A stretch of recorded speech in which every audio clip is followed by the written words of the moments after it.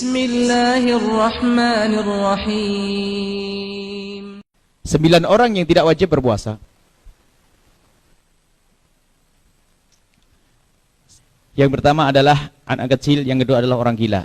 Anak kecil dengan orang gila kami jajar karena kurang lebih anak kecil tidak punya akal, orang gila nggak punya akal. Anak kecil, orang gila. Kemudian orang sakit, orang tua. Orang sakit sama orang tua kami jajar karena orang tua sebenarnya penyakitan, itu penyakit tua. Kemudian haid dan nifas. Haid dan nifas. Kemudian hamil dan menyusui. Kemudian 1 bepergian. Sudah hafal 9, enteng kan? Anak kecil, orang gila. Ya, orang sakit, orang tua. Haid, hamil, orang bepergian. Selesai. Rinciannya semacam ini, ringkas, karena akan kami masukkan apa yang membatalkan puasa juga, karena itu tidak kalah penting. Baik, orang yang tidak wajib berbuka puasa, ia tidak wajib berpuasa, yang pertama adalah anak kecil, ini syarahnya agak panjang. Anak kecil, anak yang belum balik. Dia tidak wajib puasa. Anak yang sudah balik, anak sudah dewasa, ditandai dengan, kalau anak laki-laki ditandai keluar mani di umur 9 tahun. Keluar mani umur 9 tahun. Ya. Jika 9 tahun tidak keluar mani, sampai ditunggu sampai usia 15 tahun. Jadi untuk laki-laki tandanya 2. Umur 9 tahun keluar mani. Kemudian ditunggu 10 tahun, belum keluar mani, belum balik. 11, 12, 13 belum balik. Baru umur 15 tahun genap hijriah hitungannya, maka dia disebut sebagai orang anak balik. Kalau sudah balik, baru punya kewajiban puasa. Bagi seorang anak wanita sama dengan itu semua, cuma ketambahan. Di samping keluar mani usia 9 tahun, keluar darah haid usia 9 tahun. Kalau tidak keluar mani, tidak keluar darah haid, ditunggu sampai usia 15 tahun. Baru saat itu dianggap sebagai orang dewasa yang wajib baginya untuk berpuasa. Baik. Jadi anak kecil belum wajib puasa, tapi jangan salah paham sebagian ustadz, sekalipun ada salah paham. Mentang-mentang tidak wajib puasa harus kita biarkan. Oh enggak, haram. Ada perintah Al-Qur'an, Nabi Muhammad memerintahkan, muru awlatakum bisolati inda sab'in. Perintahkan anak-anakmu untuk melakukan sholat waktu umur 7 tahun. Dan semua ibadah dan keharaman kewajiban dikiaskan dengan sholat. Artinya apa? Ajari anakmu di saat masuk 7 tahun untuk melakukan sholat. Sholat bagi dia belum wajib, bapaknya wajib ngajari. Kalau bapaknya tidak mengajari, bapaknya dosa. Biarpun sholatnya anak kecil masih gini. Ya, tidak apa-apa anak kecil. Sholatnya anak kecil karena memang belum wajib baginya. Biarpun nggak sah, ya tetap sah bagi anak kecil, dianggap sah saja. Masa anak kecil nggak sah, ulangi lagi, sampai mati nggak bisa nanti tambahan. Oh namanya anak kecil. Cuman orang tua wajib melatih untuk membiasakan nanti di saat anaknya sudah balik, sudah biasa dengan sholat.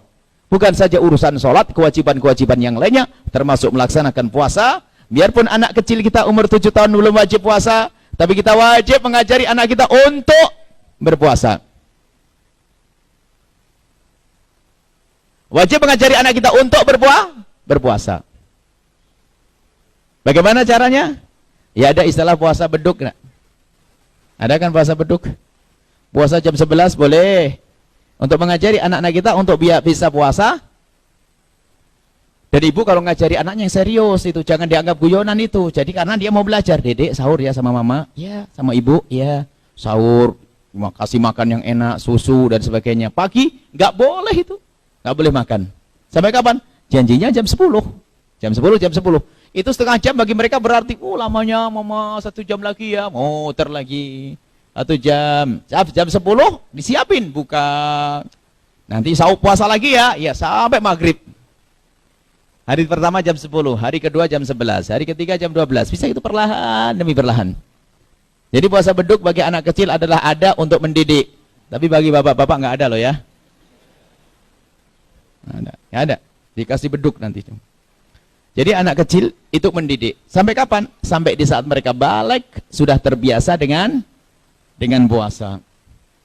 Bukan saja urusan puasa saja, segala keharaman harus kita biasakan anak kita untuk menjauhinya. Termasuk melaksanakan kewajiban yang lainnya, mohon maaf, menutup aurat. Jadi yang jangan anggap sepele ini, adik-adik kecil solehah ini, umur kecil sudah dilatih untuk menutup aurat. Biarpun kadang-kadang kepanasan dibuka, namanya anak kecil belum wajib. Makanya ini anak kecil dilatih mulai kecil. Mulai 7 tahun sudah mulai dilatih sampai di saat mereka sudah balik, sudah siap dengan kerudungnya. Jangan seperti sebagian orang dibiarkan anaknya, giliran sudah balik suruh pakai kerudung, ya gulet berantem sama ibunya. Orang tidak pernah dididik dari kecil. Dididik mulai dari kecil, dibiasakan untuk menutup aurat. Dan bagi orang tuanya pahala. Dan kalau orang tuanya membiarkan dosa, anak kecil dilatih. Dari sini adalah tujuannya untuk ke sana. Di saat anak sudah balik, mereka sudah siap untuk melaksanakan kewajiban. Jadi untuk anak kecil, kalau anak kecil kadang dibuka, kadang ini masih wajar. Yang jadi masalah adalah ibu-ibu. Kadang-kadang ada sebagian ibu-ibu, kalau pengajian kerudungan, tapi kalau sudah di rumah jadi anak kecil. Ya boleh bu ya. Insya Allah ini solehah semua, nggak ada yang jadi anak kecil. Masuk sampai di rumah jadi anak kecil lagi ini. Anak kecil umur 7 tahun bu, itu yang boleh buka, buka, tutup, itu. Dan kalau sudah ibu-ibu nggak boleh. Kalau dilihat laum laki-laki hukumnya haram. Dan ketahuilah ini adalah kewajiban. Jadi kalau ibu menutup aurat semacam ini, itu lebih bagus pahalanya daripada sholat semalam suntuk. Sebab sholat semalam suntuk adalah sunnah. Ibu menutup aurat hukumnya wajib. Kalau kepada suami yang enggak adalah bu, kepada suami enggak ada aurat.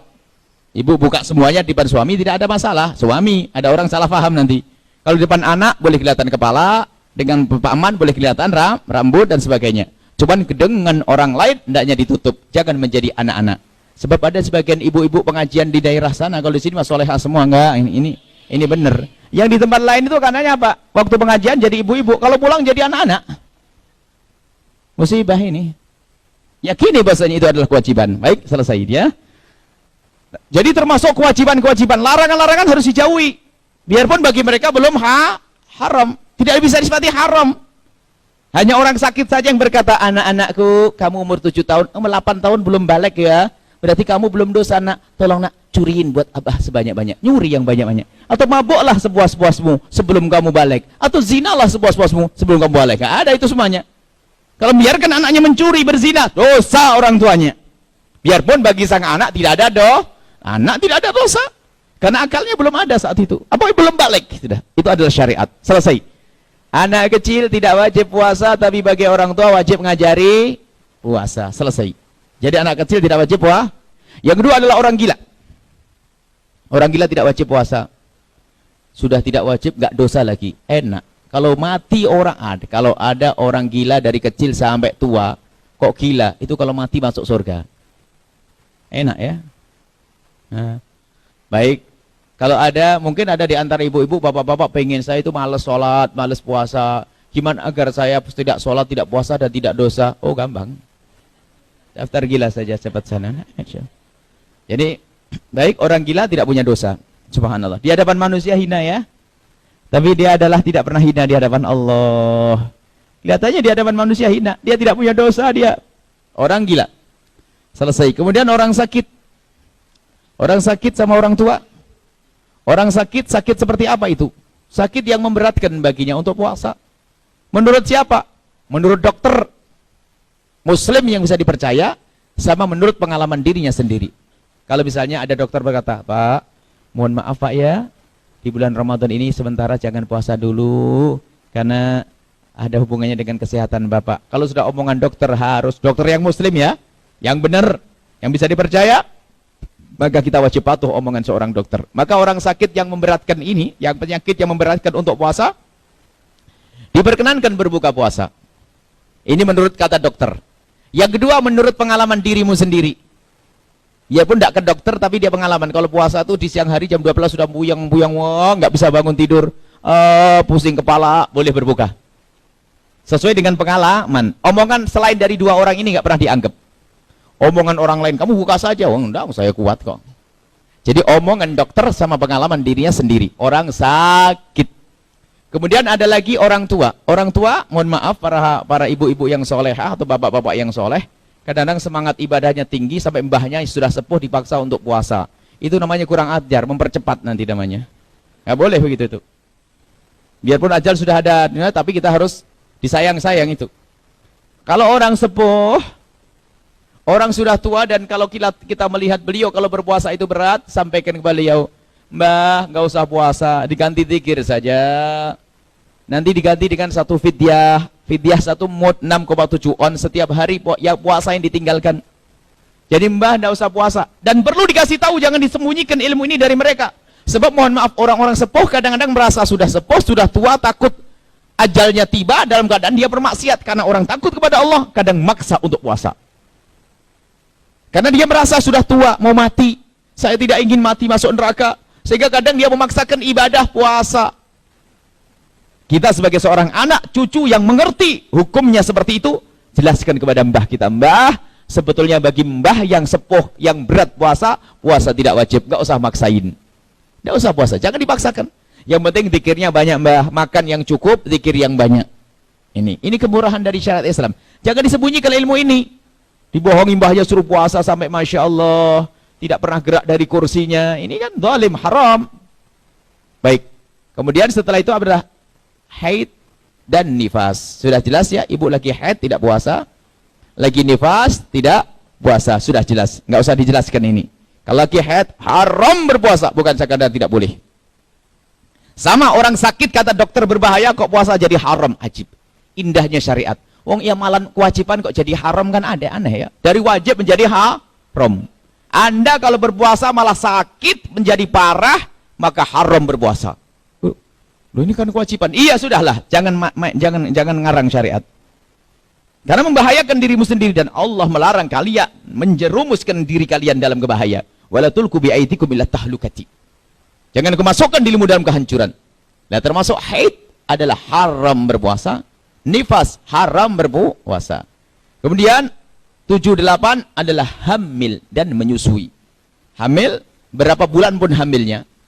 Kalau ada orang hamil setahun, setahun setengah, tetap dia boleh berbuka puasa. Menyusui, cuman kalau menyusui ada batasnya, Bu. Menyusui bayi 2 tahun, jangan menyusui bayi 14 tahun, 15 tahun. Ini kacau nanti. Alasan nanti, aduh bayi saya nih, saya nyusui bayi. Ya, bayinya berapa, Bu? 16 tahun. Nggak ada. Bayi 2 tahun paling lama. Baik, subhanallah, ini kemurahan dari syariat Islam, Ibu. Kemurahan dari syariat Islam. Cuman kalau ada seorang ibu memaksa untuk puasa, boleh. Asalkan tidak membahayakan sang bayi, tidak membahayakan sang ibu. Ini boleh memaksa, tapi jangan membahayakan. Tapi kemudahan dari syariat Islam. Awas, hati-hati ini masalah. Kalau halal, makanya ini harus dikasih tahu juga. Jangan orang salah mewajibkan kepada orang yang tidak wajib, hukumnya haram. Dan ini bahaya. Mewajibkan sesuatu yang tidak wajib, bahaya. Melanggar puasa juga dosa gede. Ada ibu perempuan katanya solehah, istrinya ustadz lagi. 4-5 tahun nggak pernah puasa Ramadan, Bu. Gimana nih kisahnya? 4-5 tahun nggak pernah puasa Ramadan, tapi gayanya solehah. Karena suaminya sayang, suruh hamil, nyusui 2 tahun, hamil lagi, nyusui 2 tahun, hamil lagi, nyusui 2 tahun, hamil lagi, nyusui 2 tahun. Anaknya 12 kali 3. Hebat ya. Dan tidak dosa, pahala terus dia. Kalau mati, mati syahid. Makanya ibu jangan takut punya anak banyak. Tenang Pak, insya Allah. Siap, 15. Hah? Apa nanti? Oh bayarnya malah itu urusan nanti, yang penting nggak wajib dulu. Bayarnya juga semampunya kok nanti. Kalau habis 45 tahun selesai kok meninggal, sudah nggak wajib dibayar lagi, meninggal. Masuk surga. Kalau masih ada umur panjang, ya tinggal kodok, hitung-hitung ibadah tambahan kok. Nah, seperti itu. Jadi yang jelas kemurahan dari syariat Islam harus disampaikan. Ya ibu kalau hamil, menyusui sama menyusui. Termasuk menyusui ini adalah bukan menyusui bayinya sendiri. Ada bayi yang orang lain yang harus ditolong. Bahkan sebagian ulama mengatakan bukan bayinya orang lain pun. Misalnya apa? Ibu punya kambing 1 beranak 6, induknya mati. Sebab kalau namanya kambing harus disusui. Ibu susui itu kambing. Nah gara-gara nyusui kambing, laparan, boleh buka puasa. Ayo, enak bener syariat Islam ini. Ya, kemudahan. Dan ini jangan ditutup-tutupi ini. Ini kebenaran sudah. Jadi ibu kalau hamil boleh berbuka. Cuman kalau ibu kuat, sebaiknya ditahan dulu ya. Sebab ngutang memang bayar nanti repot. Masalah membayar ada ilmunya sendiri nanti. Dan tidak dosa orang itu. 45 tahun tadi nggak dosa. Karena apa? mau giliran waktunya mau bayar, hamil lagi. Giliran bayar, hamil lagi. Itu namanya suami sayang, Bu. Luar biasa itu. Baik, kemudian yang terakhir adalah bepergian. Bepergian tujuannya adalah tidak kurang dari 84 km. Tujuannya tidak kurang dari 84 km. Kemudian di samping itu, dia harus sudah keluar dari rumahnya sebelum subuh. Misalnya kalau ibu mau ke Cirebon malam malam Ramadan misalnya, di Cirebon boleh, besok bisa, asalkan di Cirebon tidak lebih dari 4 hari. Hanya 4 hari saja. Buya, saya mau tinggal di Cirebon 4 hari. Rombongan Jamaah Ar-Rahman ke Al-Bahjah. Pasti bulan Ramadan. Berangkatnya sebelum subuh. Maka sampai di sana tinggal ngomong, Buya saya tidak puasa, saya mau sarapan nanti. Karena ibu dalam bepergi. Kalau masalah nggak malu, mau urusan ibu tuh. Ini yang saya, cuman masalah bolehnya boleh. Karena ibu dalam bepergi. Perjalanannya lebih dari 84 kilo. Kemudian keluarnya adalah apa? Sebelum subuh. Jadi yang penting subuh itu kita sudah di luar kota, di luar tempat kita. Kalau subuh sudah di luar tempat kita, maka kita boleh berbuka, boleh. Mana yang lebih bagus? Ya tentu sesuai dengan kemampuan seseorang. Jika bagimu puasa adalah mudah, maka hendaknya engkau mengutamakan puasa. Tapi kalau puasa bagimu berat, jangan maksakan, haram malahan. Pernah ada pada zaman Nabi orangnya lemah. Orangnya itu lemah. Jadi kalau puasa itu memaksakan diri dalam bepergian puasa, jadi sering pingsan, ngerepoti yang lainnya. Dikerumuni orang. Akhirnya Nabi berkata, ngapain orang itu? Ya Rasulullah, dia memaksakan diri untuk puasa. Nabi tidak senang dengan yang demikian. Lalu Nabi berkata, laisa minal birri as-sawmu fis safari. Dalam bahasa Himyariyah yang alif lam diganti alif mim, laisa minim birim sawmu fim safari. Tidak ada baiknya bagi orang yang berat berpuasa di perjalanan, memaksakan diri berpuasa. Jadi disesuaikan dengan keadaanmu masing-masing.